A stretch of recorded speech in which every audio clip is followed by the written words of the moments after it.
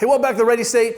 Carrying on with part 2 of our shelter burpee syndrome, shutdown, countdown, I don't know what it is. What I do know is that lots of athletes are stuck inside doing a lot of burpees right now. And we see this as an incredible opportunity to actually work on our skill. So one of the things that we like about the burpee is that unlike squatting where I get to land or descend under control into a squat, which means I get to control my feet and my setup, the burpee asks me to spontaneously end up in a position that theoretically in our aspect or in our meager ideas and understanding of this translates to something else. So if the only goal is to get up and down off the ground the fastest, by all means, win the competition any way you see fit. But if you want to use your conditioning to become more skilled, then there are some things you can do, like in the last video we talked about squeezing your butt during extension, where you can practice landing in positions that turn this conditioning piece into a skill builder.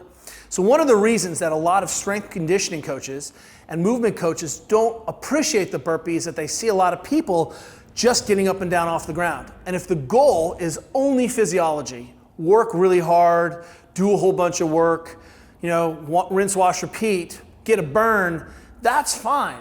But we have an opportunity to actually have multiple bottom lines at the same time, which means I can be getting into the burpee and I can be working on conditioning and I can be becoming more skilled. So here is the way that I want you to challenge this.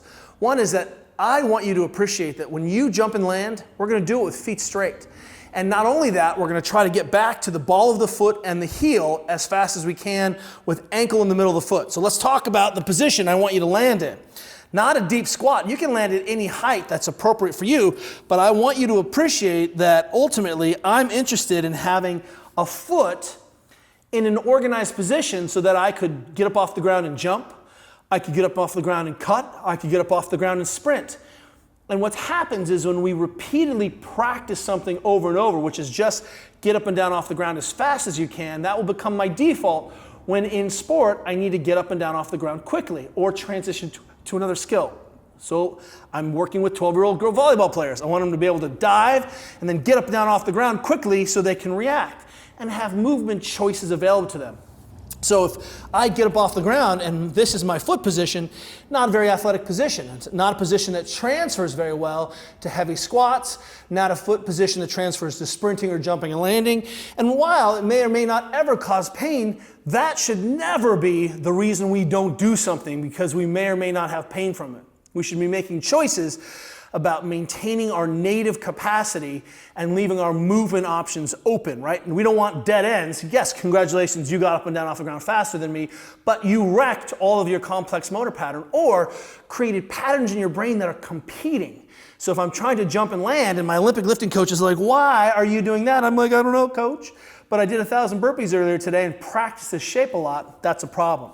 So you may have to jump and land a little bit higher, but what I'm going to propose is that you jump and land and try to land up with your foot in a position that looks athletic. What does that mean? Balance between the ball of foot and the heel. My toes do what they do. Ankles in the middle of the feet, not collapsed, not on the outside, not turned out. This shape is a pretty athletic shape where I'm going to be able to have a lot of good movement choices. Watch our tennis players. Their feet are great. And they don't know if they're going to have to move left or right or forward.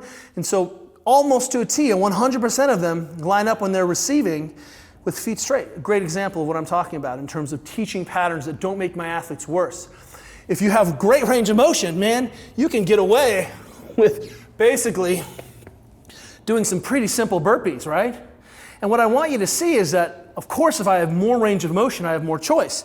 If I don't have great range of motion, I may have to pike and land really high in order to have the foot straight. Time to put the skill back in skilled conditioning.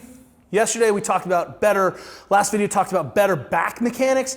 Let's talk about better jumping, landing mechanics because this burpee could be a really low budge way to get every kid on the planet to be more athletic if we only treat it like it.